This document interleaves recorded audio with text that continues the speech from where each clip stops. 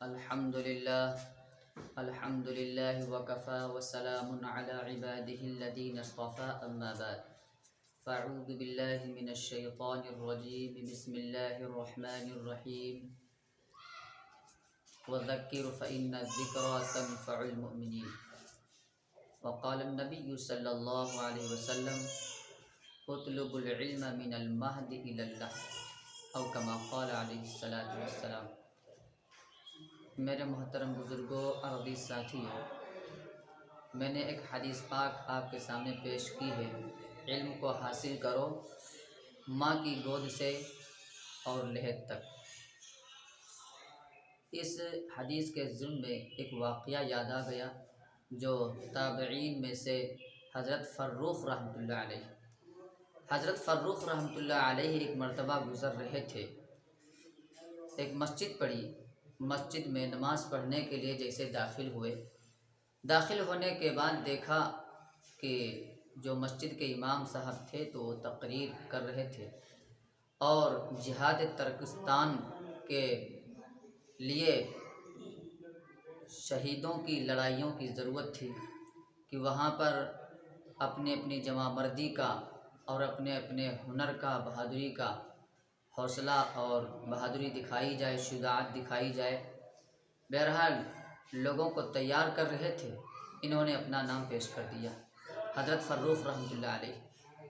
حضرت فروخ رحمۃ اللہ علیہ جب مسجد سے گھر آئے تو اپنی اہلیہ سے کہا کہ دیکھو ہمیں جہاد پر اسلام کی خاطر جانا ہے، لڑائی جنگ میں، اور ہماری تیاری کر دیجیے۔ تو ان کی اہلیہ محترمہ نے کہا کہ آپ کو جہاد میں جانا ہے اور میں امید سے ہوں تو ہمارا کیا معاملہ رہے گا؟ تو حضرت فروخ رحمۃ اللہ علیہ نے کہا کہ میں تجھ کو اور جو آپ کے شکم میں ہے میں سب اللہ کے سپرد کرتا ہوں، یعنی اللہ کے حوالے کرتا ہوں۔ بہرحال ان کی اہلیہ دیندار تھی، دین کی محبت، دین کا شوق ان کے دل کے اندر تھا۔ انہوں نے سامان سفر تیار کیے اور خوشی کے ساتھ الوداع کہا۔ یہ کہیں 1-2 مہینے کا سفر نہیں تھا۔ حضرت فروخ رحمۃ اللہ علیہ جب جہاد کے لیے چلے گئے تو 27 سال وہاں پر جہاد میں اور دین کی خاطر باہر رہے۔ اسی درمیان میں جو امید سے ان کی اہلیہ تھی، ان کے یہاں ولادت ہوئی، پیدائش ہوئی، اور چند اشرفی، تقریباً 30 اشرفیاں چھوڑ کے گئے تھے۔ تو ان کی اہلیہ نے، اس بچے کی ماں نے اس بچے کو بہت پڑھایا، محنت کی، کوشش کی، اچھی تعلیم دی، قرآن کی، حدیث کی۔ الغرض یہ ہوا کہ وہ لڑکا پڑھتا گیا، بڑے بڑے علماء سے، جید علماء سے پڑھا، حدیثیں پڑھی، قرآن پڑھا۔ پڑھنے کے بعد پڑھانے کا موقع آیا، پڑھانے لگے۔ پڑھانے میں اس وقت کے مسجد نبوی میں درس دیتے اور بڑے بڑے علماء اور بڑے بڑے دانشوران قوم اور بڑے بڑے بادشاہ بھی ان کی مجلس میں جمع ہوتے ہیں۔ بہرحال ایک وقت ایسا آیا کہ رات کا موقع تھا، 27 سال کے بعد جب واپس آئے تو اس وقت کے سب مکانات اور گلیاں بدل گئی تھیں۔ بہرحال حضرت فروخ رحمۃ اللہ علیہ آئے اور ان کو ایسا لگا یہ ہمارا گھر ہے۔ اپنے گھر کے مکان کے سامنے کھڑے ہو گئے اور سامان سفر، جہاد کا جو تلوار وغیرہ تھی وہ سب ساتھ میں تھی۔ ان کے بیٹے کا نام ربیہ تھا، تو اس کی ماں الگ کمرے میں اور بیٹا الگ کمرے میں آرام فرما رہے تھے۔ انہوں نے سمجھا یہ ہمارا مکان ہے، داخل ہونے کا ارادہ کیا۔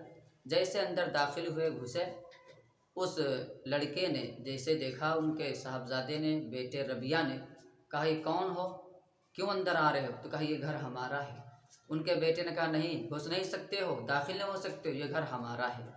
تو میں ہو گئی اور قریب ہی تھا کہ لڑائی ہونے والی تھی، جب تک ان کی والدہ کی آنکھ کھلی اور کہا، آواز سنی اور نام ان کا سنا تو کہا بیٹا رک جاؤ، یہ تمہارے والد حضرت فروخ ہیں۔